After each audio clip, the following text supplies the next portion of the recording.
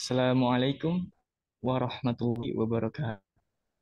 Waalaikumsalam. Pemirsa setia channel TV yang budiman, kali ini kita berjumpa lagi ada walafiat eh, dan juga eh, yang akan kita bahas satu topik yang sangat sedang hangat di media massa nasional seputar perekonomian negara kita, yakni masih tentang Indonesia gabung CD.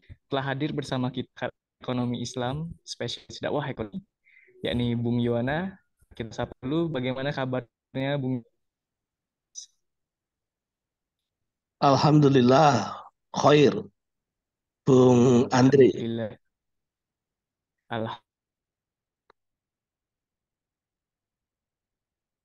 mendapati berita yang sangat baik sekali tentang Indonesia bergabung, ya. Indonesia gabung dengan OECD. Bagaimana dengan tanggapan Anda, Bung? Baik, ya. Terima kasih Bung Andre ya. Sebenarnya sudah hampir sepekan yang lalu berita bergabungnya Indonesia ke OECD ini sampai sekarang masih juga hangat. Jadi OECD ini organisasi kerjasama pembangunan ekonomi yang anggotanya pada awalnya adalah organisasi-organisasi di negara-negara di Eropa. Kemudian diinisiasi oleh Amerika, Inggris, Selandia Baru, Italia, Jepang, Jerman, dan Prancis. Jadi OECD ini sebetulnya organisasi negara-negara maju begitu. Hampir sama dengan eh, 20 Group ya, 20 Group yang G20 itu juga sama negara-negara maju juga. Tapi faktanya juga Indonesia nggak maju-maju juga gitu. Kenapa kok Indonesia berinisiatif untuk gabung OECD ini? Karena didorong oleh semangat Indonesia Visi Emas, proposal Indonesia Visi Emas 2045 yang sudah ditandatangani oleh Presiden Joko Widodo ini. Tapi pemirsa channel TV yang budiman, apapun organisasi itu kalau kemudian masih menggunakan paradigma lama, maka akan membingungkan perekonomian kita sesungguhnya. PBB kemarin mengatakan Indonesia itu termasuk negara yang gagal sistemik. Kemudian dibantah oleh Bank Dunia, Indonesia masuk upper middle income country. Sini malah juga ingin masuk OECD untuk lebih melakukan percepatan pembangunan. Tapi kalau tadi saya katakan kalau masih menggunakan paradigma lama, maka sesungguhnya akan terperangkap jatuh ke lubang yang sama. Kapitalisme lagi, karena memang problem perekonomian di dunia ini adalah ujung pangkalnya, sebabnya adalah kapitalisme itu. Sehingga kemudian menurut saya itu OECD itu bukan masa depan ekonomi Indonesia. Masa depan ekonomi Indonesia bukan ada di OECD. Selama ekonomi Indonesia ini masih didikte oleh asing, selama ekonomi Indonesia masih belum mandiri, maka dia tidak akan bisa maju. Karena itulah, Bung Andre, para pemirsa channel TV yang budiman, kalau Indonesia pengen maju, maka harusnya dia memiliki kemandirian sikap ekonomi yang kuat.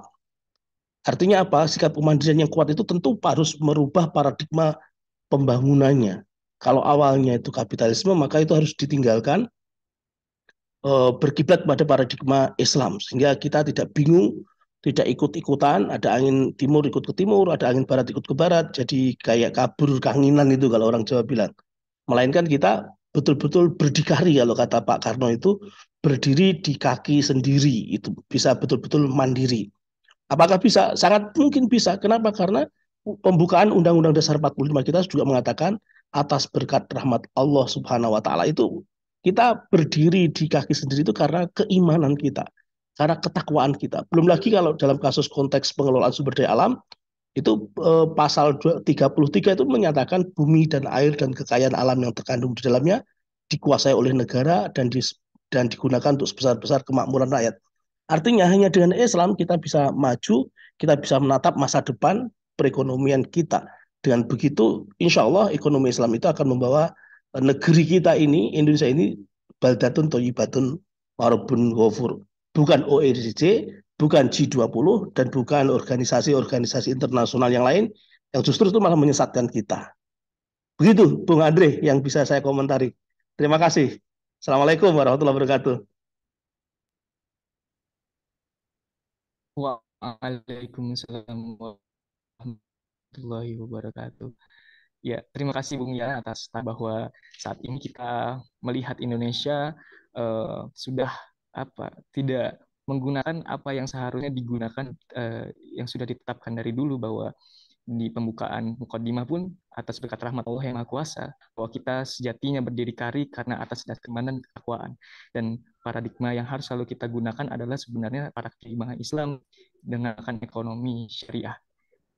Um, Semoga tetap semangat mendakwahkan Islam, Bung Yuwana. Terima kasih banyak. Amin. Uh, Sama-sama, Bung Andre. ya, pemirsa channel TV yang budiman, pemaparan pakar ekonomi Islam oleh Bung Yuwana menanggapi berita tentang Indonesia gabung OECD. Semoga barokah. Sampai jumpa lagi konten selanjutnya. Terima kasih. Wassalamualaikum warahmatullahi wabarakatuh. Waalaikumsalam warahmatullahi wabarakatuh.